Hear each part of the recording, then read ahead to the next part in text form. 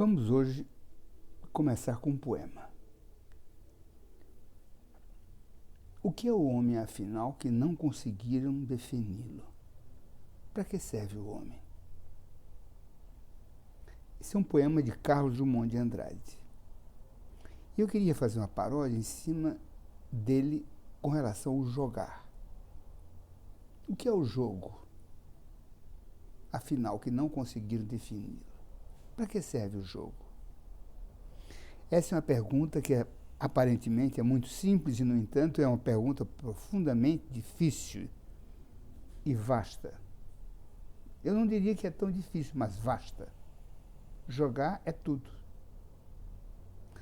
Jogar, tanto é jogar no lixo, como jogar no sentido de brincar ou de competição, né? Portanto, eu diria que o jogo é a plataforma sobre a qual a cultura se senta, né? E vamos entender cultura lá atrás no conceito de paideia dos gregos, que era uma forma de criar conhecimento para a humanização do homem. Então o jogo é exatamente isso. É criar significados, sentido, alvos, metas, estratégias. É pesquisar. Por exemplo, toda criança, toda criança, todo adulto, todos os velhos, os idosos brincam. E até os animais. Os animais brincam. Os mamíferos brincam, jogam. A gente depois vai estabelecer uma diferença entre o que seja jogar, brincar, e o que é o lúdico, porque são de origens diferentes, né? Então, brincar, por exemplo, é de uma especificidade muito grande, ela é, sobretudo, brasileira. Ela está baseada num verbo chamado splinken, alemão, que significaria brilhar, como o brinco, né? Então, brincar, né? É tanto que no Nordeste brincar significa muitas coisas. Quer dizer, além de brincar com os objetos, porque todo objeto é um brinquedo, a gente vai ver isso depois. Eu sou contra esse negócio de brinquedos educacionais. Não. Todo objeto, o próprio corpo, é uma forma de você brincar com ele. Brincar de roda, brincar de passar o anel, brincar com o copo, brincar com a lata de cerveja, com tudo. Brincar com os óculos, né? Ver como está, buscar um sentido, ajeitá-lo, né? Eu diria que tem uma palavra muito bacana chamada pesquisar. O jogo é pesquisa. Então a criança vive pesquisando. Ela vive observando e fazendo as interações com o mundo externo, com os objetos. Então todos os objetos são passíveis de brincadeira, né? Todos eles. E nessa brincadeira ele pesquisa, né? Ele pega um fruto e vai encontrar a semente e descobre coisas, como eu tive uma ocasião de uma criança me dizer: a gente é sacana. Eu falei: por quê? Quando eu era professor em Recife. Porque a gente come a embalagem da semente. Isso, para Piaget, era uma verdadeira descoberta científica. Quer dizer, quando a criança descobre coisas assim, né? E nós, adultos, descobrimos também coisas. Como melhor usar isso, aquilo, a caneta, o lápis, o copo. Como usar melhor a roupa, se é melhor fechar toda, se é melhor deixar mais aberta. Quer dizer, jogar é tudo. É tudo. Johan Huizinga foi um holandês que trabalhou muito bem com isso. Ele tem um livro que é básico, que chama Homo Ludens. Homo Ludens, ele tenta mostrar que o jogo é tão antigo quanto a cultura. Quer dizer, o jogo é a plataforma para que a cultura se esparrame. E nela nós experimentemos jogando, né? Trazendo coisas, juntando, né? Por exemplo, dentro da língua, a gente faz muito isso, por uma questão de economia, mas é um jogo. A gente diminui as palavras, né? So, que é senhor, sa, que é senhora, né? Quer dizer, a gente, por economia linguística, a gente diminui, joga com o sentido. E isso faz a língua, né, ser sempre está em movimento. Ou como dizem os espanhóis, em câmbio. Né? Em espanhol é juguetes. O nome, jogo. Né? Eles não têm a palavra brincar. Né? Em inglês eu tenho play. Né? E daí, porque você tem os jogadores, por exemplo, da economia, que são os players. Quer dizer, então, a extensão do campo do jogo é imensa. É imensa. É enorme. É enorme, enorme, enorme, enorme, enorme, enorme. Portanto, o jogo está em nossas vidas, né? Até no nosso inconsciente. O inconsciente nosso joga com os sentidos que nós absorvemos e vivemos durante o dia. Quer dizer, em não estando desperto, o inconsciente, segundo Freud, vai trabalhar com esses restos do período diurno que a gente conviveu e vai transmutar ele e criar uma nova linguagem. Isso é um jogo também. Né? Como eu já falei, todos os animais também, mamíferos, sobretudo, brincam. O gato, o rato, né? O cachorro, todos eles brincam. Agora, eles não têm a inteligibilidade que nós temos. Quer dizer, a inteligência é uma forma de dar sentido específico. Né? Isso eles não têm. É um outro tipo de inteligência. Né? Os animais são condicionados. Né? E eles não se autodescondicionam, coisa que o homem ele é capaz de se descondicionar. Portanto, o jogo é algo imanente à cultura. Roger Caillois é um segundo autor francês, Les Jeux et les Hommes, que também trabalha com a questão do jogo. Né? E ele vai entrar numa classificação dos jogos enormes. Né? Quer dizer, jogos de perigo, jogos de não perigo, jogos de pesquisa. Ele vai classificá-los muito melhor, né? De uma maneira mais atual. Quer dizer, ele é mais atual do que o Huizinga, mas o Huizinga continua sendo, digamos assim, a grande bíblia do jogo. O jogo, em Huizinga, é de uma expansão absoluta. Agora, por que esse interesse meu pelo jogo? Meu interesse pelo jogo vem exatamente da minha experiência como educador em Recife, onde nós tivemos uma escola chamada Comunidade Escola Hermílio Borba Filho. E eu vou tentar deixar aqui um link para que vocês vejam algumas matérias que eu fiz no meu blog. A propósito, eu peço que deixem comentários aqui no canal e no blog também. E me sigam, por favor. Me sigam. Eu vos peço. Bom, eu em Recife, trabalhando com crianças muito pobres, eu descobri que elas eram analfabetas, mas elas tinham a capacidade de inteligência, de percepção, de significação intensa, muito maior de crianças de classe média ou crianças de classe média alta.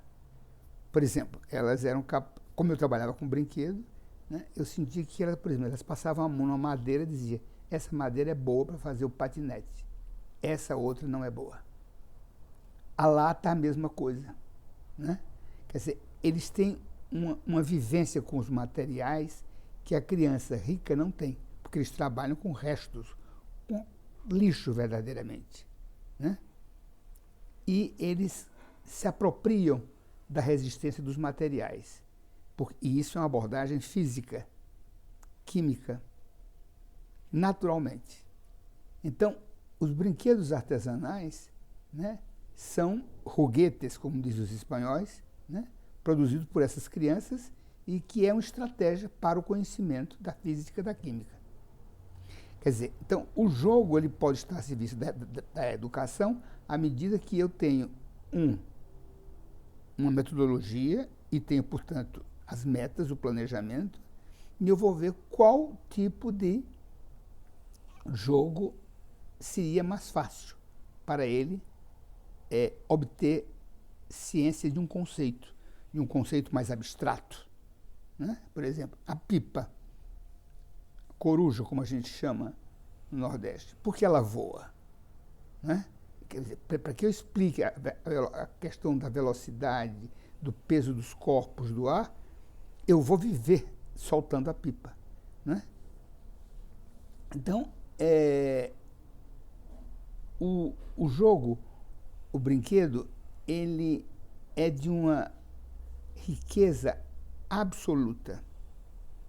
Absoluta. O jogador de futebol, ele joga também. Ele tem, por exemplo, regras para seguir.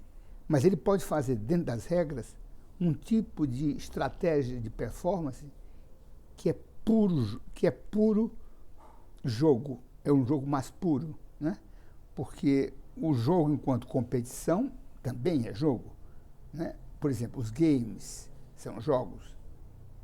Mas ele admite pouco essa maleabilidade para uma nova performance, desde que não quebre as regras que estão programadas por algoritmos. Né? O jogador de futebol, mesmo submetido às regras, ou de vôlei, ou de qualquer tipo de jogo, ele tem uma margem de possibilidade de tangenciar, brincando, né, com o seu corpo, com a mobilidade do seu corpo, com a envergadura dele, com a velocidade, né? Ou com manhas teatrais. O que é o teatro? É um jogo. Teatro é jogo. O que é a música? Um jogo. O que são as artes plásticas? Um jogo. Né? Quer dizer, a fotografia, por exemplo, é um trabalho de brincar com a luz e sombra. A música é brincar com o som e o silêncio. Né? O teatro é eu envergar um personagem que não sou eu. Né? As artes visuais todas, tudo se constitui jogo. E esse jogo é o que faz a manutenção de nossa cultura.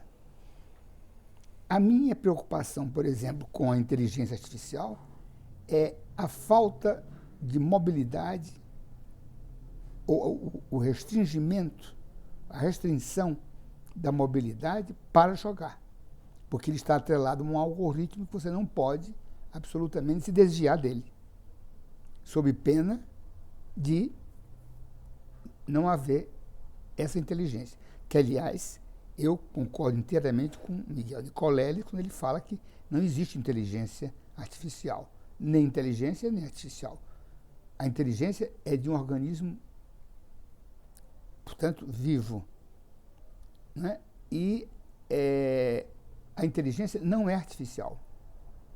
Ela é uma manipulação feita por uma cadeia de números, palavras, de alfanuméricos, né? E que determina um padrão. E sobre ele você tem que segui-los. É como uma receita de bolo. Só que ela é precisa. Ela tem que ter 100 gramas, não pode ter mais do que 1 grama a mais. Né? Então, o jogo é tudo. É de uma amplitude absoluta, total. Né? Agora, existem jogos mais complicados. O equilibrista joga. Ele joga com o seu corpo, com peso, com a superfície que pode ser uma linha, um fio, né? E ele vai fazendo manobras. Ele é um equilibrista. Eu diria que o jogo, na verdade, é um equilibrista. Quer dizer, o jogador, o que brinca, né, é um equilibrista, buscando sempre sentido, buscando sempre significado, buscando novas performances. Vejam bem. Agora, há um campo que é pouco visto, entre os educadores, sobretudo, que diz respeito à semiótica. A semiótica ou a ciência dos signos e das linguagens. Então, existem várias linhas de semiótica, né? Existe a linha russa, a linha francesa ou europeia e a linha americana do Peirce, que é a que eu mais gosto, que trabalha sempre com a tríade, o ícone, o índice e o símbolo, né? Eu prefiro esta linha, né? E a minha obra, O Jogo e Piaget, que está no Kindle, né? Ela é uma obra que vai trabalhar com a história do jogo, né? Dentro da educação e da psicologia, e como é a perspectiva de Piaget sobre o jogo, e como Piaget se apropriou de outros autores para trazer a perspectiva dele. Ele não tinha absolutamente preocupação em querer, digamos assim, estudar o jogo em profundidade. Ele queria ver como o jogo produz a inteligência, como o jogo produz linguagem, porque Piaget era um biólogo e ele queria, então, discutir o que era essa capacidade dos seres vivos em se adaptar, se acomodar, né? Assimilar. E o jogo produz exatamente essas categorias. Trabalha com essas categorias, né? Por exemplo, fazendo aqui uma salada. O que são, por exemplo, o frevo em Pernambuco? Era uma forma era dança, mas era também uma forma de dar uma rasteira na polícia ou em algum inimigo. É um jogo. É a mesma forma que a capoeira, né? Quer dizer, vocês percebem que eu estou falando de uma extensão profunda do jogo, né? Então, voltando, para que a gente arrume até agora o que a gente falou. O jogo é uma plataforma sobre a qual a cultura se estende e ela se constitui. Toda cultura está numa plataforma do jogo. Toda ela. Tudo é jogo, desde a economia, da política, da ciência, né? Os experimentos científicos entram na linha do jogo. É experimentar, é envolver o indivíduo em experiências com as matérias, com o mundo externo. Isso é o jogo, né? E o jogo tem diferenças que nesse vídeo eu não vou falar ainda, né? Mas ele tem categorias. As mais importantes, né, são as do Roger Caillois, e depois, do ponto de vista psíquico e do ponto de vista educacional, a gente vai ter Vygotsky, Russo e Piaget, né? Mas isso a gente verá posteriormente.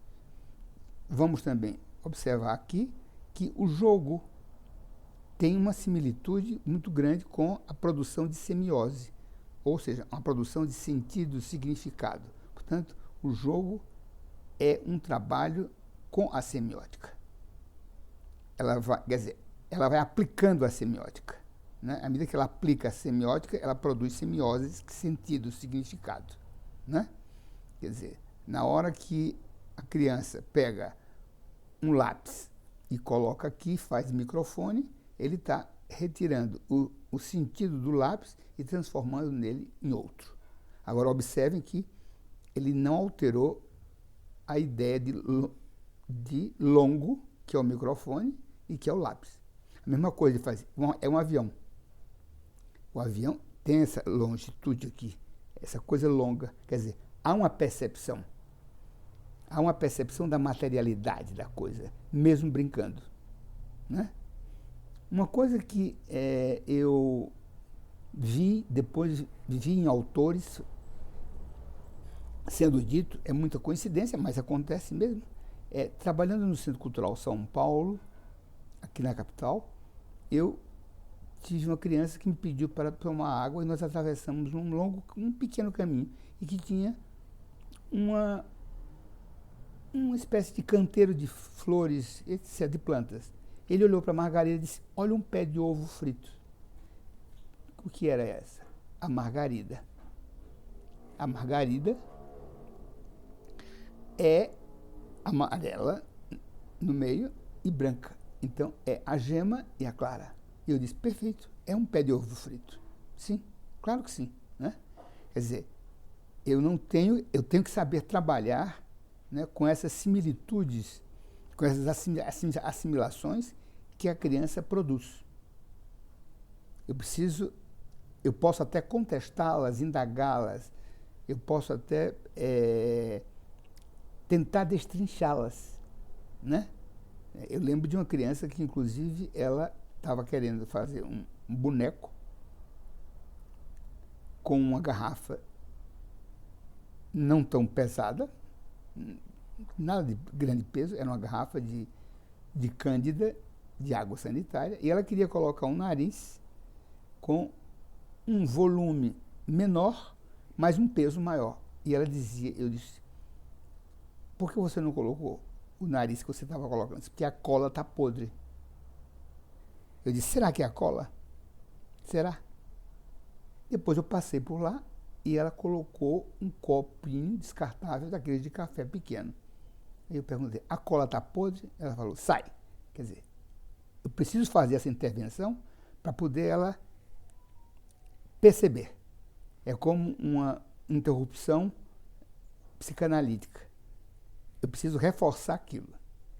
Observou? Não era a cola, era outra coisa. Agora eu não vou explicar a questão de volume, peso, nada disso.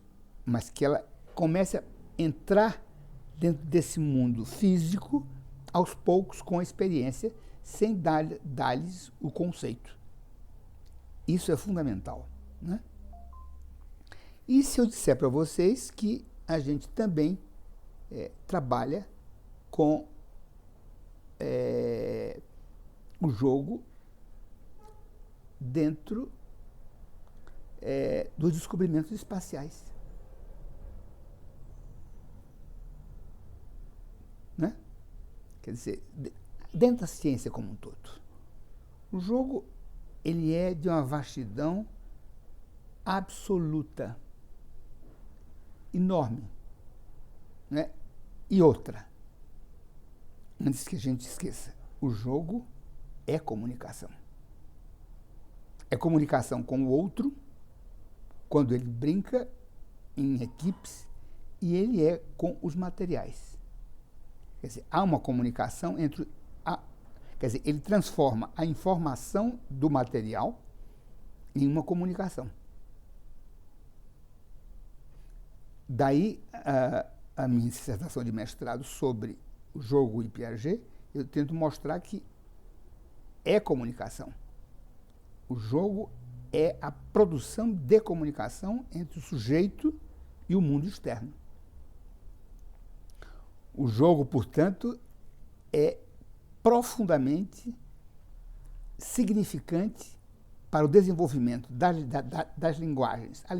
As linguagens, seja elas quais forem, elas estão todas sentadas sobre o jogo. Quaisquer que sejam as linguagens. Desde a linguagem verbais ou não verbais. Portanto, seja pela palavra, o que é um poema? Como a gente lá no princípio discutiu aqui, o que é o homem afinal? É um jogo de palavras. E que você vai encaixando para fazer um sentido X e Y. O que é a crônica? A mesma coisa. O que é O romance, a mesma coisa. O que é um ensaio? A mesma coisa. E do ponto de vista das artes visuais, né? Seja ela as tridimensionais ou as bidimensionais, é jogo. É jogo com as cores, o espectro cromático, né? A luminosidade, o controle de luminosidade, e por aí vai. Então, o jogo é de uma imensidão profunda, portanto, um vídeo não daria conta disso tudo. Nós teríamos que ter um vídeo que tivesse uma expansão muito maior. Eliane, eu estou chamando a minha amiga aqui para me dar uma ajuda. Pega um livro que está em cima da minha cama. É um livro, tem o Jogo e Piaget. Então, esse será, digamos assim, um introdutor. Em breve eu apresentarei outros vídeos onde eu vou apresentar detalhes do jogo do ponto de vista psíquico, portanto, da psicanálise e da psicologia e da pedagogia, né? Obrigado, Eliane. Esse é o livro, O Jogo e Piaget. Ele está já na 3ª edição, mas ele está esgotado. Agora você encontra no Kindle da Amazon, né? Ele está lá, O Jogo e Piaget. É um livro que ele tem cerca de, por volta de quase 90 páginas, né? Se bem que ele está diagramado de uma maneira muito com esparcejamento pequeno, né? Mas é uma síntese do meu mestrado, né? Mas nós não estamos aqui para discutir mestrado, a gente está aqui para discutir o jogo, né? A importância do jogo dentro da cultura como um todo, né? Dentro da política, da economia, das artes, dentro das linguagens, da linguística. A linguística trabalha com o jogo, né? O jogo linguístico, né? Dentro da semântica, né? Então, a gente, nos próximos vídeos, a gente buscará esmiuçar mais intensamente essa largura, essa longitude do que é o jogo, né? Quer dizer, e ver que nós somos o próprio jogo. Aqui eu estou jogando com vocês, né? Estou jogando com luz, estou jogando com cor, eu estou jogando com som, eu estou jogando com uma luminosidade que está vindo daqui e da janela, né? Essa composição produz um design visual, né, que é fisgado por um algoritmo aqui que produz a captação da imagem e entrega a vocês. Então vocês vão me dizer, então o jogo é muito amplo, é muito mais do que a gente pensa, né?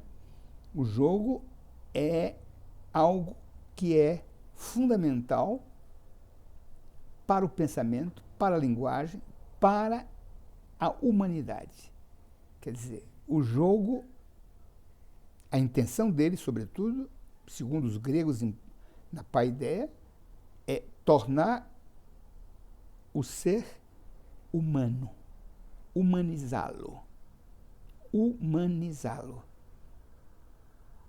E não ele ser devorado pela própria linguagem que o comanda, né? Quer dizer, o jogo tem uma abertura para a criação. Criar, recriar, desconstruir, para construir. O jogo é isso. O jogo é construção e desconstrução. É fundamental isso. Espero que tenham gostado e a gente vai continuar no próximo vídeo. A todos, tchau. Um abraço.